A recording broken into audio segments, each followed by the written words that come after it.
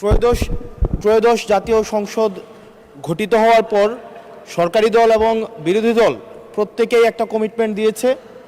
বহুদিনের প্রচলিত যে ট্যাক্স ফ্রি গাড়ি এবং প্লট আমরা নিব না, এই বিষয়ে আমরা সিদ্ধান্ত নিয়েছি এবং গতকাল এই বিষয়টিকে সমর্থন জানানো পূর্বক আমি এই সংসদে একটি বক্তব্য প্রদান করি, যেটি আজকে বিভিন্ন মিডিয়াতে এটা একটা বিভ্রান্তি ছড়ানো হয়েছে। আমি আমার জায়গা থেকে যেই ট্যাক্স ফ্রি গাড়ি আমরা নিব না এবং প্লট এই সুবিধাটি যেটা আমরা নিব না, এই সিদ্ধান্ত সমর্থনপূর্বক আমি জানিয়েছি জেলা পরিষদের চেয়ারম্যান, উপজেলা পরিষদের চেয়ারম্যান, পৌর মেয়র, ডিসি, ইউনো, এসিল্যান্ড সহ অন্যান্য সরকারি অফিসার সরকারি কার্য পরিচালনা করার জন্য যেভাবে সরকারি একটি গাড়ি পেয়ে থাকে, ঠিক একই প্রক্রিয়ায় আমাদের যারা সংসদ সদস্য আছে তাদেরকে ঠিক একই প্রক্রিয়া একটি গাড়ি ব্যবহার করা দেয়া যায় কিনা সেটি আমি এই সংসদে আমি জানিয়েছিলাম।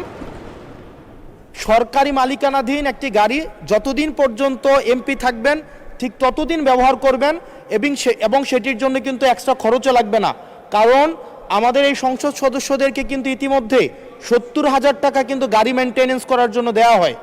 এখন গাড়ি মেনটেন্সের জন্য 70,000 টাকা করে দেওয়া হয়, কিন্তু আমাদের গাড়ি নেই।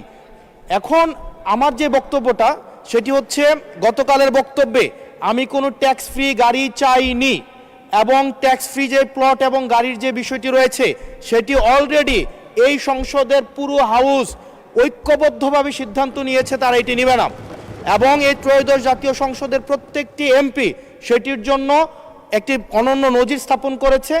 এটি মিডিয়াতে বিভ্রান্তি সৃষ্টি করেছে, সেটির জন্য এখানে পুনরাবৃত্তি করেছি সকল এমপিদের পক্ষ থেকে যে আমরা ট্যাক্স ফ্রি গাড়ি বা প্লটের সুবিধা না, অন্যান্য যে সরকারি সুবিধা আছে সেটির মতো করে যতদিন এমপি থাকবে ঠিক ততদিন এমপি শেষ, তারপরে হচ্ছে গাড়িটি আবার সরকার ফিরিয়ে নিবে। সেটির জন্য হচ্ছে আজকে এখানে দাঁড়ানো মাননীয় স্পিকার। ধন্যবাদ মাননীয় সদস্য।